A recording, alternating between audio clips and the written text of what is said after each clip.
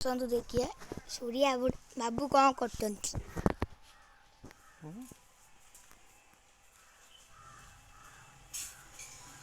ଘାସ ପକା ଔଷଧ ଔଷଧ ଦେଖନ୍ତୁ ଏଇଟା କ'ଣ ୟୁରିଆ ମିଶିଲା ପତ୍ର ଲାଗି ରହିବ। ଆଉ କ'ଣ ସାପ ସାମ୍ପ ପଇଲା ଔଷଧ ଦିଆହେଲା। ତାପରେ ଏଇଟା କ'ଣ ହବ? ଘାସରେ ସ୍ପ୍ରେ ହବ।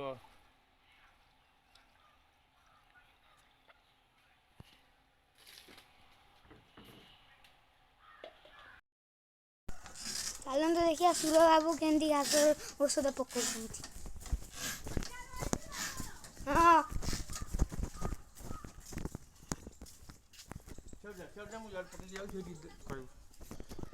ସିଆଡ଼ୁ ଯା।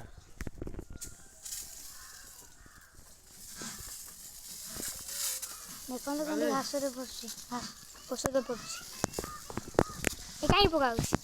ଆଜ୍ଞା ଇଏ ପକା ହେଉଛି ବାପା ସବୁ ଘାସ ମରିବ, ଜଙ୍ଗଲ ହେଉଛି, ପୋକ ଜୋକ ସାପ ଜନ୍ତୁ ଜୁନ୍ତା ରହୁଛନ୍ତି, ଏସବୁ ପଡ଼ୁଛି ଆଉ।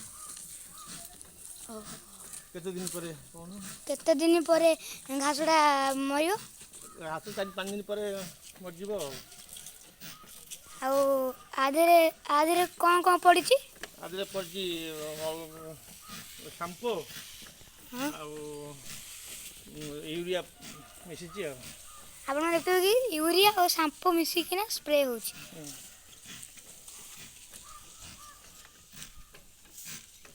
ଏଥିରେ ସବୁ ଘାସ ମରିଯିବ।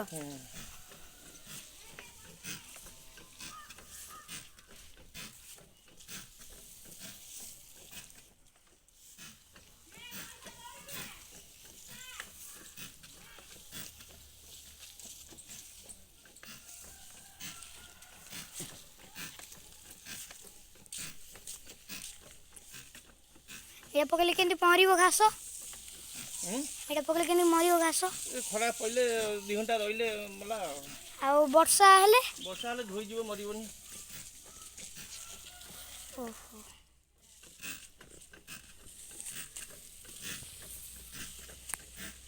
ଏଥିରେ ଜନ୍ତୁ ଜୁନ୍ତା ମରିପାରିବେ? ଜନ୍ତୁ ଜୁନ୍ତା ମରିବେ, ଜନ୍ତୁ ଜୁନ୍ତା ରହିବେନି ଆଉ। ଗୋଡ଼ କାଢ଼ି ସେଠୁ।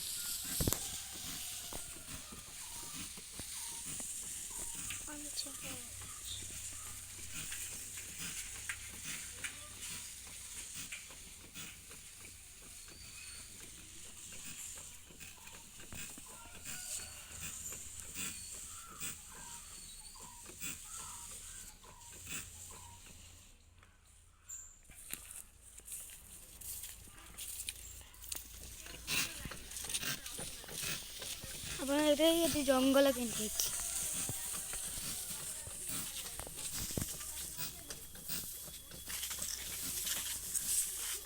ଚଲ ସେଠୁ।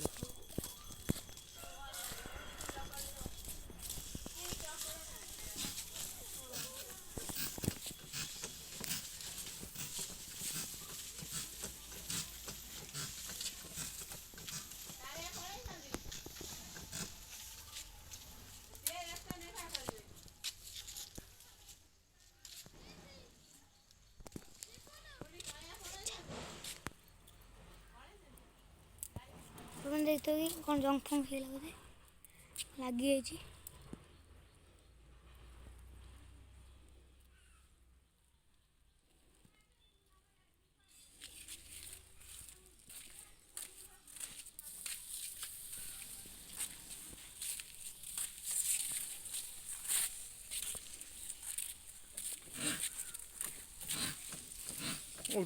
ସେତିକି ଥାଉ ବୁଲିବୁ।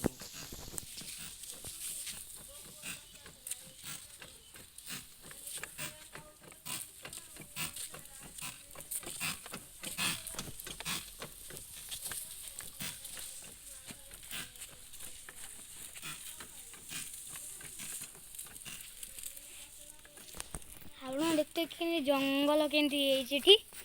ଆସନ୍ତୁ ଆପଣ ଦେଖିବା ଜଙ୍ଗଲ ସଫା ହେଉଛି। ଏଇଠୁ ଶିଖନ୍ତୁ କି କେମିତି ଘାସ ମରା ହୁଏ। ଆମ ସୌର ବାବୁ କେମିତି ଘାସ ମାରୁଛନ୍ତି ସ୍ପ୍ରେ କରିକି। ଅନାଅ ଟିକେ।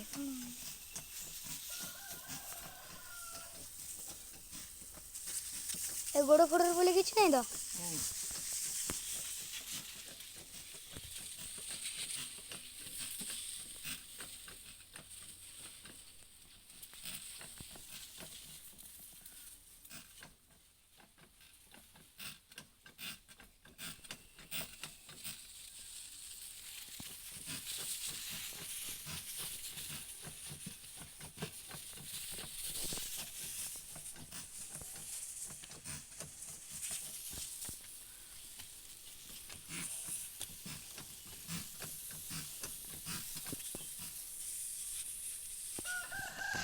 ଆପଣ ଦେଖିଥିବେ କି କେମିତି ଘାସ ମରା ହେଉଛି। ଏଇଠୁ ଶିଖନ୍ତୁ ଘାସ ମରା।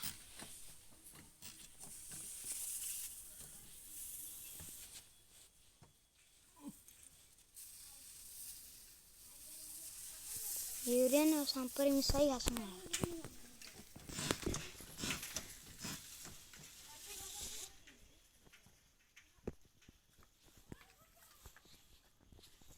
ଚାଲନ୍ତୁ ଆମେ ସେକଡ଼କୁ ଯିବା।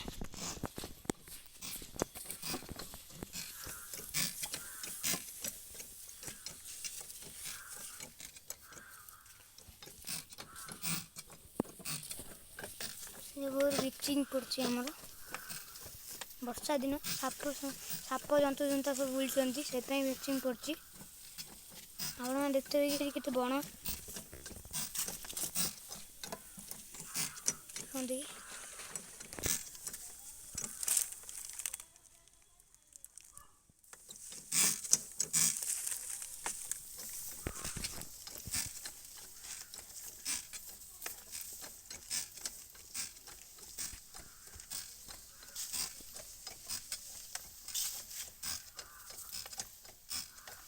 ଏବେ ଆଉ ଏଥିରେ ଜନ୍ତୁ ଜନ୍ତା ବାହାରିବେନି।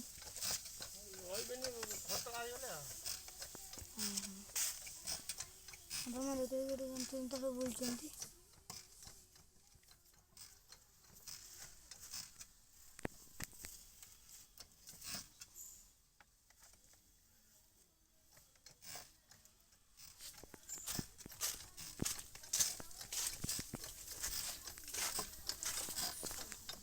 ଆପଣ ଦେଖିଥିବେ ଏଇଠି ଆମେ ଭାଲୁକୁଣି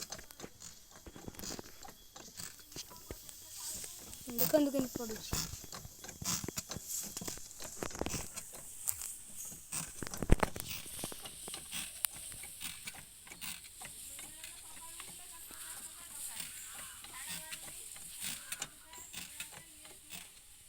ଆପଣ ଦେଖିବେ ଆମର ସଜନା ଶାଗ ଗଛ ଏଇଠି ଦେଖନ୍ତୁ ବଣ ହେଇଛି। ଯିବା ଡର ଲାଗୁଛି। ଜନ୍ତୁ ଜନ୍ତା ବି ବୁଲୁଛନ୍ତି। କେମିତି ଯାଉଛନ୍ତି।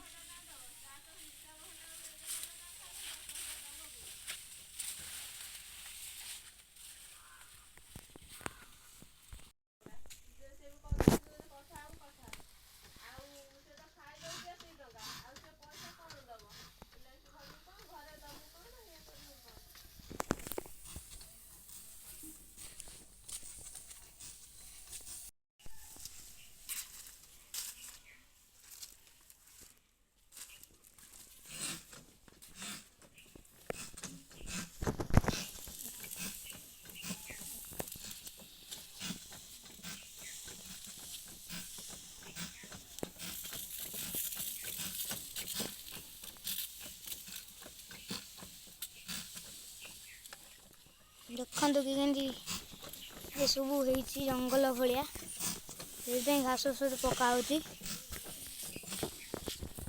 ଦେଖନ୍ତୁ ଆମାସିନ ପଡ଼ିଛି, ବ୍ଲିଚିଂ ପଡ଼ିଛି ଜନ୍ତୁ ଜନ୍ତା ପାଇଁ।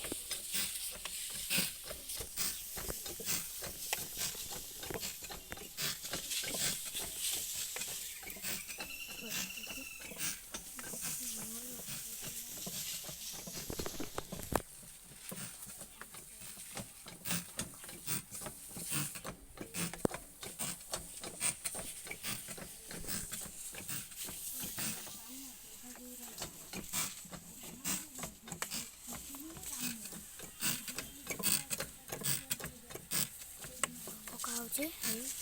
ଆପଣ ଦେଖୁଥିବେ କି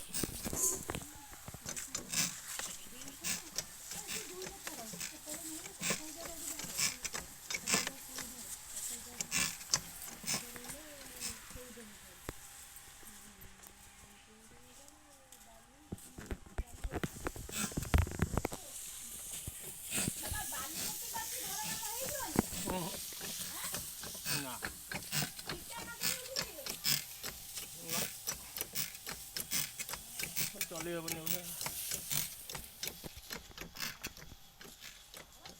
ଆରୁ ଘାସ ସେଗୁଡ଼ା ପଡ଼ିବ ପୁଣି ଯାଅ ସ୍କୁଲ ଯା। ଯିବା ତ କ'ଣ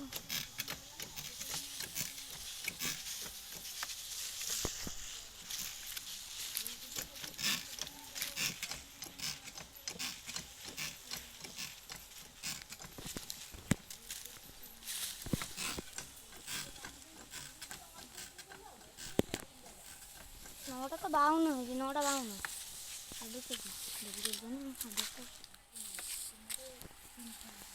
କୁକୁଡ଼ା ଡୁଙ୍ଗେ ନା କାଚୁଡ଼ି ଦେବ ଦେଖ ଯାଉଛି କେମିତି ଦେଖ।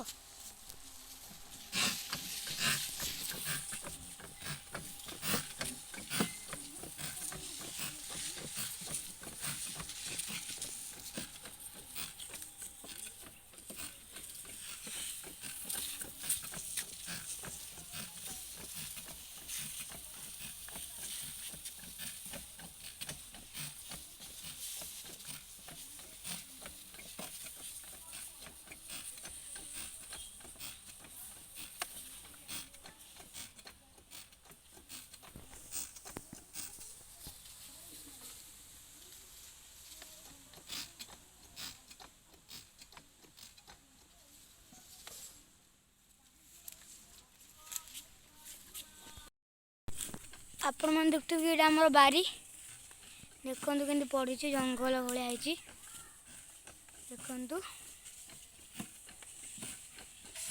ଏଇଟା ବାଗେଇ ପକେଇବ ଗୋଲାପ ଗଛ ସେକରେ ଅଛି ସେଠି ସିଡ଼େ କାଠ ଅଛି ସେ ଏଇଠି ଥିଲା ଏଇଟା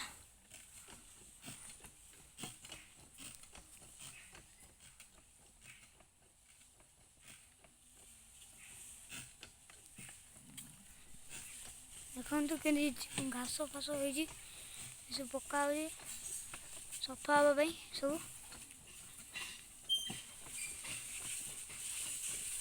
ଏ ସାପ ସାପ ସାପ ଆପଣ ଦେଖୁଛନ୍ତି ଗୋଟେ ସାପ ବାହାରିଲା ଯାଉ ଆପଣ ଦେଖନ୍ତୁ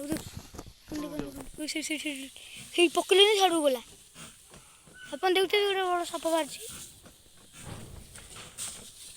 ଏଇ ରୁହେନି ନାଁ ଡୁଙ୍ଗିଆ ସାପ ନା କ'ଣ ସେଇ ସାପ ବାହାରିଲା ଆଉ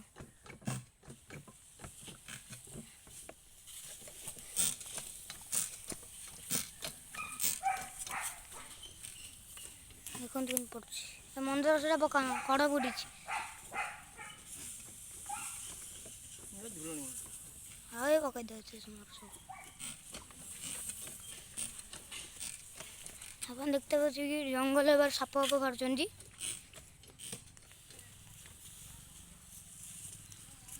ଭାରି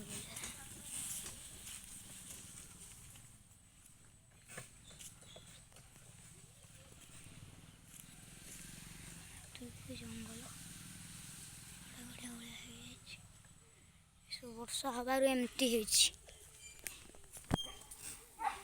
ଏସବୁ ବର୍ଷା ହେବାରୁ ଏମିତି ସବୁ ଘଟଣା ଘଟୁଛି ଆପଣମାନେ ସବୁ ଦେଖୁଥିବେ ଦେଖନ୍ତୁ ଆମର ଗଛ ଘାସ ଫାସ ହେଇଛି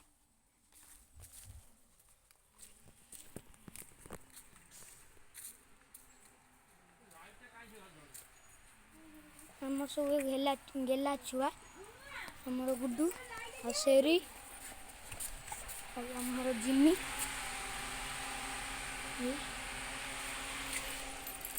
ଗୋଟେ ଗେଲା ବଡ଼ ବହୁତ ଗେଲା ଇଏ ଆଉ ଇଏ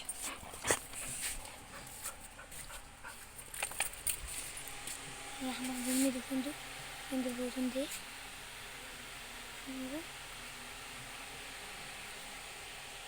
ଜିମି ଜିମି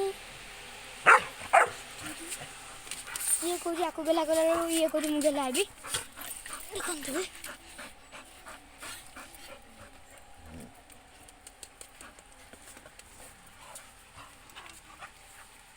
ଦେଖନ୍ତୁ କେମିତି ଡିଷ୍ଟ ହେଉଛି ଏଇଟା ये गुड्डू ये शेरी ये आमर जिमी गला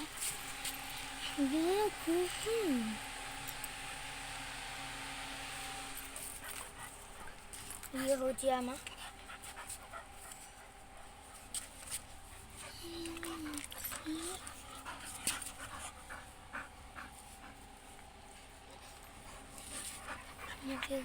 ଡୋ